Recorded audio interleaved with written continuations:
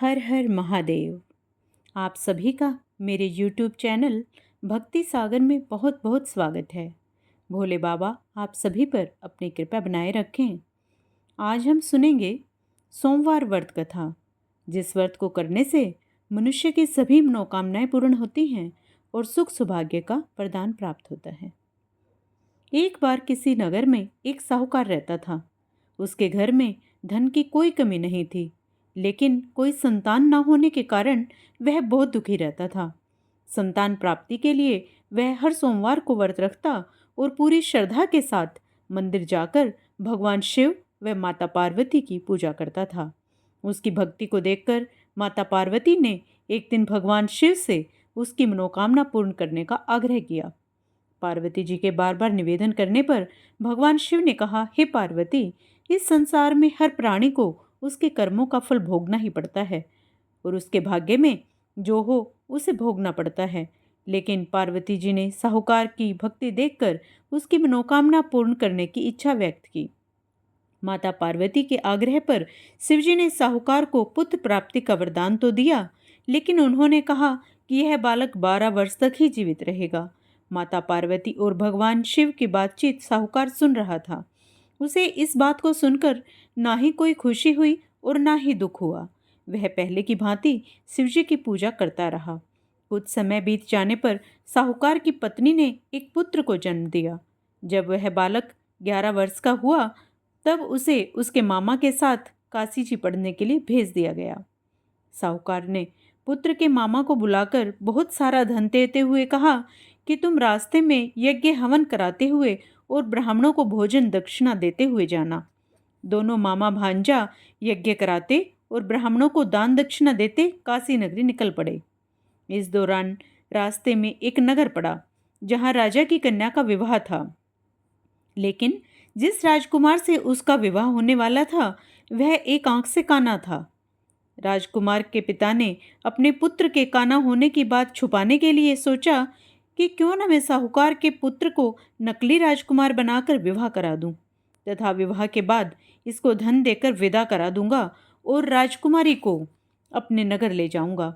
यही विचार करके लड़के को दूल्हे के वस्त्र पहनाकर विवाह संपन्न करा दिया गया। साहूकार का पुत्र ईमानदार था। उसे यह बात सही नहीं लगी, इसलिए उसने अवसर पाकर राजकुमारी के दुपट्टे पर लिख दिया, तुम्हारा विवाह तो मेरे साथ हुआ है, लेकिन जिसके साथ तुम्हें विदा किया जाएगा वह राजकुमार एक आंख से काना है। मैं काशी जी पढ़ने जा रहा हूँ। जब राजकुमारी ने यह पढ़ा तो उसने राजकुमार के साथ जाने से मना कर दिया और बारात वापस चली गई। दूसरी ओर साहूकार का लड़का और उसका मामा काशी जी पहुँचे और यज्ञ हवन करते हुए लड़के की शिक्षा प्रारंभ हुई। जिस दिन वह 12 वर्ष का हुआ, उस दिन भी यज्ञ था। लड़के ने अपने मामा से कहा, मुझे अपनी तबीयत ठीक नहीं लग रही। मामा ने उसे अंदर आराम करने को कहा। शिवजी के कहे अनुसार कुछ ही समय में उस लड़के के प्राण निकल गए। मृत भांजे को देखकर उसके मामा ने विलाप करना शुरू कर दिया। संयोगवश उसी समय शिव पार्वती उधर से जा रहे थे। माता पार्वती ने शिवजी से कहा, हे प्राणनाथ, मुझसे इस व्यक्ति का कष्ट देखा नहीं जा रहा, इसका कष्ट दूर करने की कृपा करें।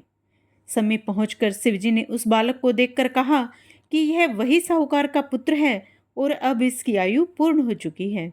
लेकिन मातृभाव से विभोर पार्वती माता ने कहा कि हे महादेव, आप इस बालक को जीवन दान देने की कृपा करें, वरना इसके माता पिता इसके वियोग में तड़प तड़प कर मर जाएंगे। माता पार्वती के अनुरोध पर भगवान शिव ने उस लड़के को जीवित होने का वरदान दे दिया, जिससे वह लड़का पुनः जीवित हो गया। कुछ समय बाद अपनी शिक्षा पूर्ण करने के बाद वह अपने मामा के साथ अपने नगर की ओर वापस चल दिया। चलते चलते दोनों उसी नगर में पहुंचे जहां की राजकुमारी से लड़के का विवाह संपन्न हुआ था। वहां भी उन्होंने यज्ञ का आयोजन किया। उस लड़के के ससुर ने उसे पहचान लिया और वह उसे खातिरदारी करते हुए अपने घर ले गया और अपनी पुत्री को उसके साथ विदा किया। उधर साहूकार व उसकी पत्नी भूखे प्यासे रहकर अपने बेटे की प्रतीक्षा कर रहे थे। उन्होंने प्रण ले रखा था, यदि उनका पुत्र जीवित वापस नहीं आया तो वे भी अपने प्राण त्याग देंगे। अपने पुत्र की कुशलता का समाचार सुनकर वे दोनों बहुत प्रसन्न हुए। इस प्रकार जो सोमवार का व्रत करता है और कथा कहता और सुनता है, उसकी सभी मनोकामनाएं पूर्ण होकर अंत में शिवलोक को प्राप्त होता है। बोलिए हर हर महादेव। ओम जय शिव ओंकारा, प्रभु हर शिव ओंकारा, ब्रह्मा विष्णु सदा शिव अर्धांगी धारा। ओम हर हर हर महादेव। एकानन चतुरानन पंचानन राजे, हंसानन गरुड़ासन वृषवाहन साजे। ओम हर हर हर महादेव। दो भुज चारु चतुर्भुज, 10 भुज ते सोहे, तीनों रूप निरखता त्रिभुवन जन मोहे। ओम हर हर हर महादेव। अक्षमाला वनमाला मुंडमाला धारी, त्रिपुरारी कंसारी करमाला धारी। ओम हर हर हर महादेव।